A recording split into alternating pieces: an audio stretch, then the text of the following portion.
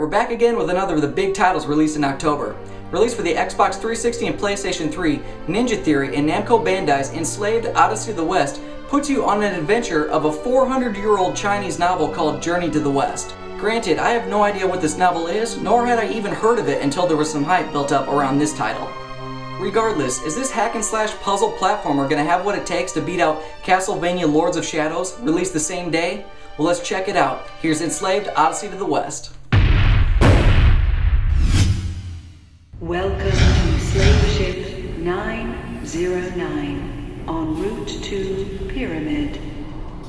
You have been assessed, and any injuries sustained during your capture have been designated as non-life-threatening. Enslaved takes place 150 years into our future, where the world's been destroyed by war and ecological disaster. Slavers now run the world, and the remaining survivors struggle just to stay alive. The game opens with you, Jersey Shore caste reject Monkey, struggling to break out of a containment facility aboard a flying slaver ship over New York City, when something goes wrong and the ship starts falling apart. A young woman in the cell across from you breaks out and beelines to the escape pods. After chasing her down and busting out of the ship together, you find her name's Trip, and she places a mind-controlling slaver headband on you. She's just too fragile to return to her home 300 miles away on her own, so she decided that she'd just force you to help her on her journey home.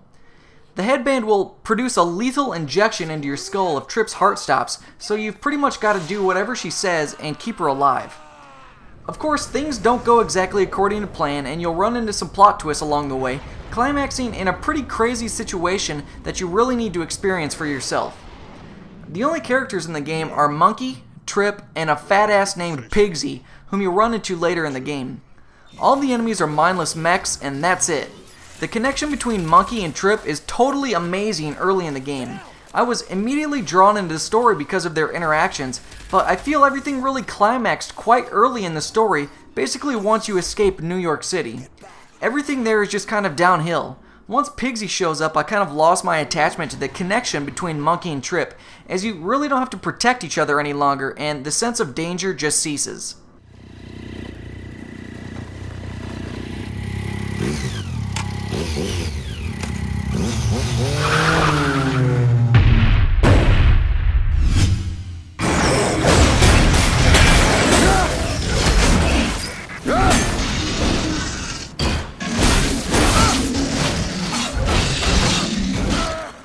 Unfortunately, Enslaved's 14 levels only took me about 9 hours to complete on the normal difficulty, and there really isn't any incentive to go back and replay the game once you've completed it. It's really too bad too, because the first few chapters of the game were absolutely amazing and very well designed, but I just feel that the game got boring once you escape New York.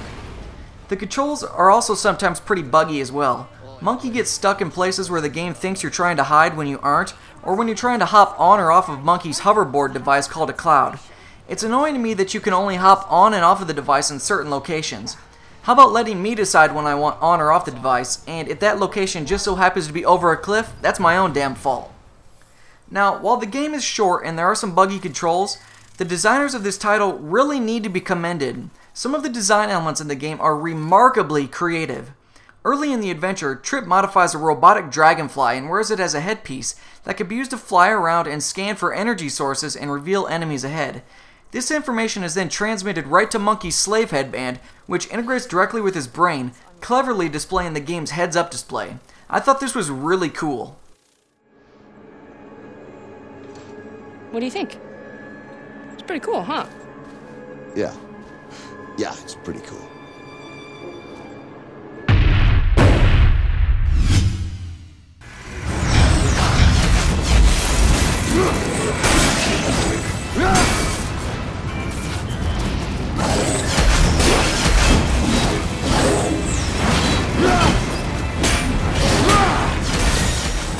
The gameplay mechanics of the title revolve around repetitive combat and simple platforming. What makes the game great early on is that everything's dangerous. The mechs can nearly one-shot you, and both characters have to utilize decoy and distraction techniques to gather the attention of the enemies so the other can get to the next location. Monkey can throw Trip on his back and toss her around to locations she otherwise would not have been able to access, and Trip can heal Monkey's wounds, cause distractions, and upgrade his gear with tech orbs collected throughout the levels and by defeating enemies. Trip can upgrade Monkey's health and shields, as well as unlock 1 or 2 more combat moves and make his attacks more powerful. Really, the game is all about the relationship between Monkey and Trip, and how they're forced to help each other the entire way.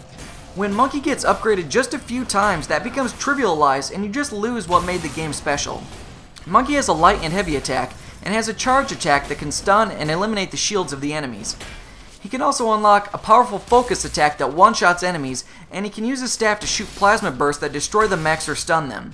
Some mechs can be torn apart so you can use them as turrets against other enemies, but that's about it. There just wasn't much variety in the combat.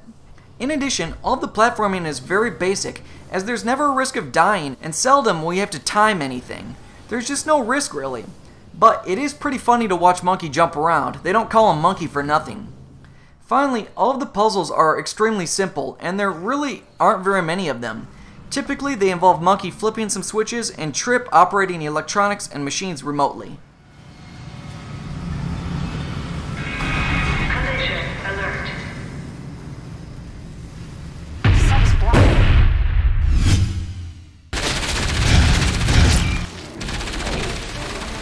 Distract them!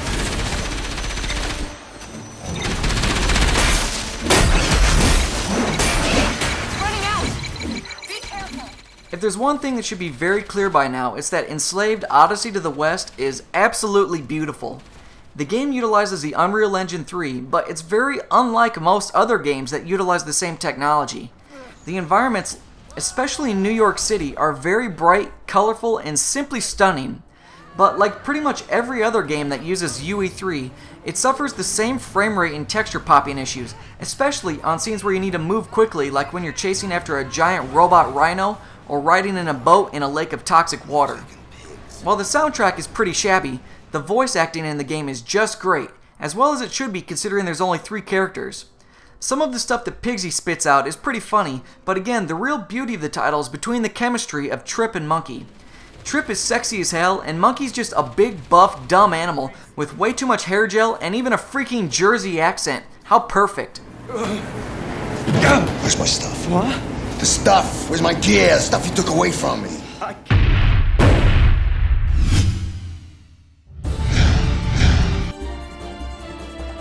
All in all, I'd have to say, I'm just disappointed with Enslaved Odyssey to the West. While I have no clue what the novel the game was based on was about, I thought the first few chapters of the game were just magical. The game lost its charm after the first 4 chapters or so because you didn't gain any new moves, the platforming got boring, and there just was really no real variety to the game. What made the beginning so great was that you felt alone and hopeless, just Monkey and Trip on a mission against all odds to return home. When that becomes trivialized, the game just becomes meh. Having played Castlevania right before this, I feel like I just played a significantly better game, so I hope it didn't cloud my judgment. I just think that Enslaved could have been a lot better. It had such great potential from the start. What are your thoughts? Leave your questions and comments below. Check out the full write-up and screenshots over at ZeitgeistGameReview.com. Stay up to date by following me on Twitter and Facebook, and make sure to check out all of the other great gaming entertainment on the Game Station. Don't forget to subscribe and press the thumbs up button. Thanks for watching.